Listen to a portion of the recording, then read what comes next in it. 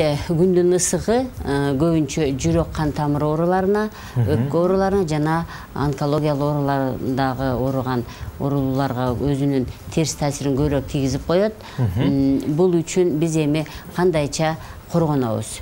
Негизгиси биринчи биз сырткы кийимден баштасак болот. Демек сырткы кийимди биз пахта материалдан жасалган кийимден кийип жүрүшүбүз керек.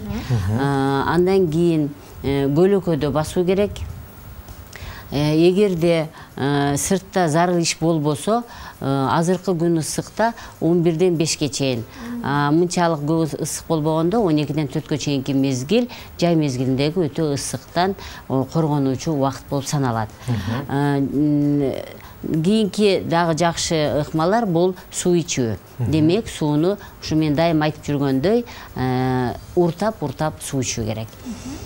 Комнатадагы бөлмөдөгү температура 18-20 градус кылып кондиционерди ошого бурап коюш керек. Мындан тышкары мөмө жемиштерди көбүрөөк жеш керек.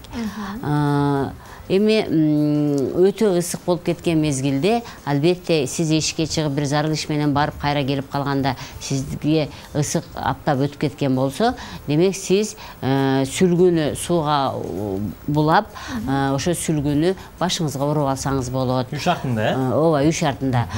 Же ваннага 18-20 градуста сууну куюп, толтуруп, ваннага жатса да болот. Суу ичүү керек. Анан эми өтө муздак суу, муздаткычтан алып суу ичкен туура болбойт. Комнатанын температура 18-20 градус бул ушул адамга туура келе турган суунун градусу болуп саналат.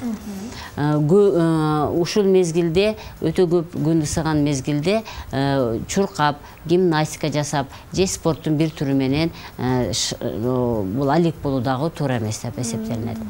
Сөзсүз түрдө 5-тен кийин же 4-төн кийин күндүн аптабы кеткенден кийин дарактын астында жашыл чөптөрдүн үстүндө жылаң айлак басуу бул организмге өзүнүн жакшы таасирин берет.